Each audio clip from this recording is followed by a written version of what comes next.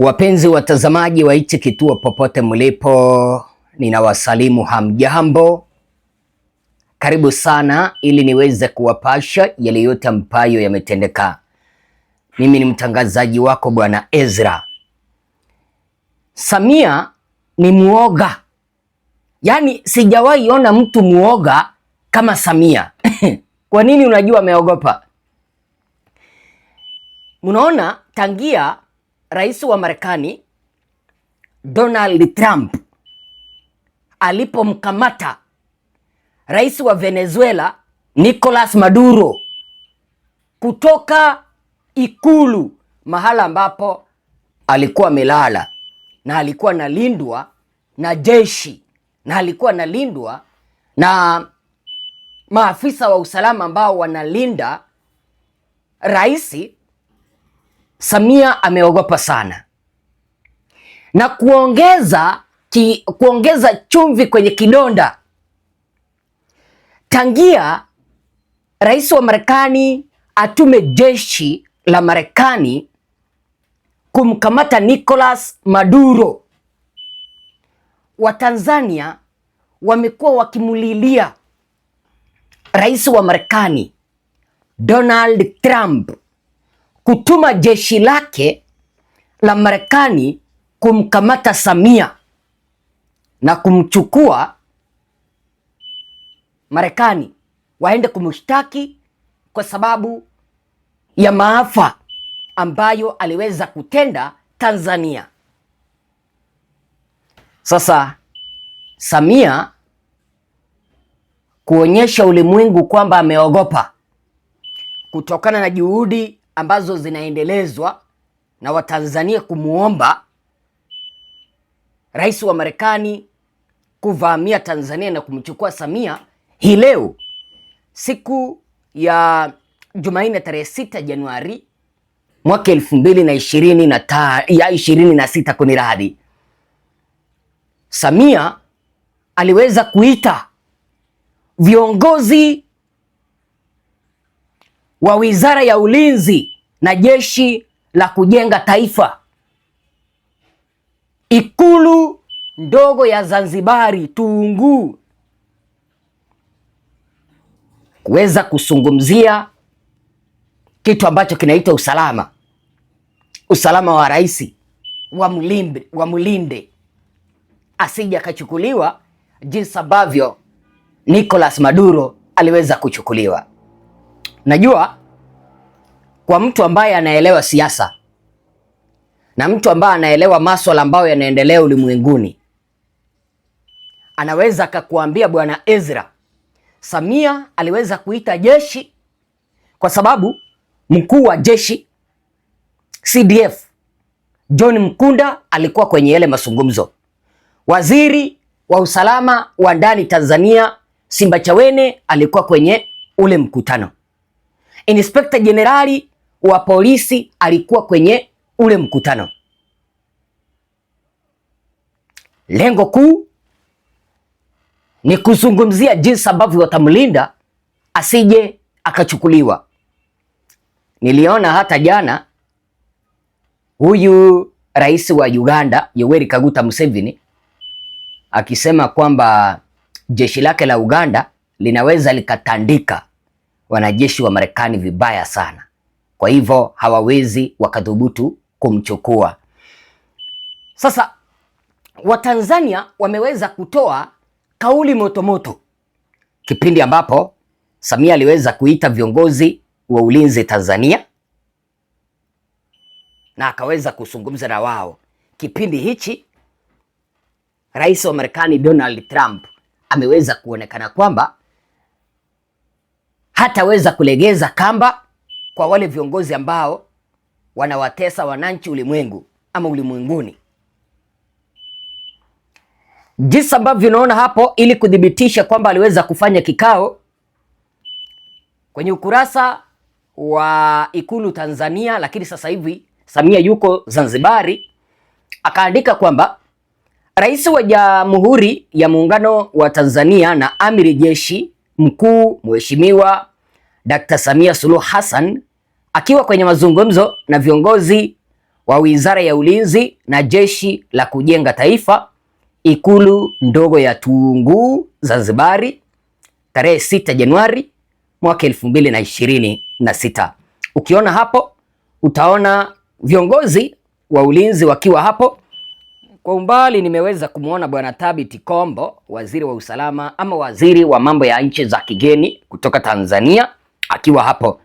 Alafu Samia kuelezea Watanzania kwamba yeye na jeshi la JWTZ wanafanya kazi pamoja, akaja akachapisha picha Mkunda akimpigia saluti Samia, na wakaandika kwamba Rais wa Jamhuri ya Muungano wa Tanzania na Amiri Jeshi Mkuu Mheshimiwa Dr. Samia Suluhu Hassan akiagana na Mkuu wa Majeshi ya Ulinzi Tanzania Jenerali Jacob John Mkunda mara baada ya mazungumzo na viongozi wa Wizara ya Ulinzi na Jeshi la Kujenga Taifa, Ikulu ndogo ya Tunguu, Zanzibari, tarehe 6 Januari mwaka 2026. Hapo utaona Samia akipigiwa saluti na John Mkunda. Sasa wapenzi watazamaji, mimi na wewe tunaweza tukajua au ninaweza nikakueleza sababu kuu ambayo iliweza kufanya Samia akaitisha mkutano wa dharura. Viongozi wakasafiri kutoka Tanganyika wakaenda Zanzibari, mahala ambapo yupo, na kuongoza kikao cha mazungumzo na viongozi wa Wizara ya Ulinzi na Jeshi la Kujenga Taifa. Kitu cha kwanza walienda kuzungumzia mambo ya maandamano ambayo bado yanazidi kuzungumziwa Tanzania. Kitu cha pili na cha muhimu, Samia alienda kuwaeleza wajiweke tayari kwa lolote, kwa sababu Watanzania wamekwisha wasilisha maombi yao kwa serikali ya Donald Trump kwamba wakuje na wamchukue Samia. Kwa nini wamchukue Samia? Waende kumshtaki Marekani. Namba moja, aliwaua wananchi raia wa Tanzania zaidi ya 10,000 waliokuwa wanaandamana wakikataa uchaguzi ambao ulikuwa unaegemea upande wa serikali, waliokuwa wanaandamana wakipinga ushindi wa mchongo wa kujitangaza wa Samia Suluhu Hassan. Sasa hapa ni kwa sababu ya maandamano, wananchi ambao waliweza kuuawa. Ndio maana Watanzania wameweza kumwandikia Donald Trump barua wakimwomba wamchukue Samia. Lakini vile mfano kama mwanaharakati Mange Kimambi aliweza kumwandikia Donald Trump barua akimwomba mchukue Samia. Kwa nini? Kwa kuanzisha na kuchochea vita vya kidini aswa kwa Wakristo Tanzania. Angalia kama Jumatatu tarehe 5 Januari mwaka 2026, watu ambao walikuwa wanajifanya kwamba wao ni Wakatoliki walilipwa kwenda kuandamana nje ya ubalozi wa Vatican wakisema kwamba hawamtaki hamtaki Padri Kitima, eti kwamba anapiga serikali vita, eti Padri Kitima ameacha kuhubiri Injili, ameingilia siasa. Sijui kama unanielewa. Sasa Mange akamwandikia Donald Trump barua akimweleza kwamba Samia ameanza kupiga Wakristo vita, na kwa hivyo anapaswa kuchukuliwa kwa mambo mawili makuu: mauaji na vita dhidi ya dini, na mambo mengine ni kama vile utekaji, ukandamizaji, mambo ya kuendeleza udikteta, mambo ya kumaliza, yani kuua demokrasia Tanzania na mambo mengine. Sasa Samia kujibu maombi ya Watanzania kwamba Marekani itume jeshi lake wakuje wamteke Samia na wampeleke kumshtaki, Samia ameweza kuita viongozi wa kijeshi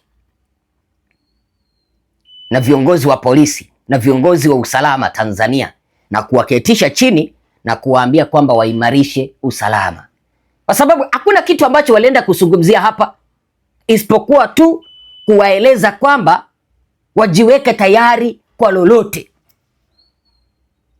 Sijui kama mnanielewa mpaka hapo. Alienda kuambia kwamba wajiweke tayari kwa lolote, aswa wajichunge sana na serikali ya Marekani. Kitu ambacho kinanifurahisha na rais wa Marekani Donald Trump, huwa ataki viongozi ambao wanawanyanyasa wananchi. Na Samia ameweza kudhibitishia ulimwengu kwamba yeye ni kiongozi ambaye ni muuaji, ni kiongozi ambaye ni mnyanyasaji, na ndio maana aliweza kuita mkutano wa haraka sana na viongozi wa Wizara ya Ulinzi na Jeshi la Kujenga Taifa kwenda kuwazungumzia kwamba wajiweke tayari.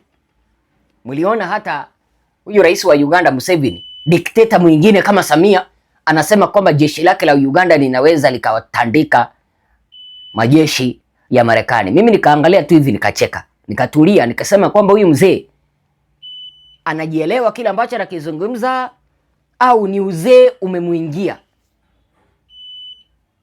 Unajua kipindi ambapo mtu amezeeka, hatujasema ati kwamba wazee wanazeeka wanapotelewa na maarifa. Hapana.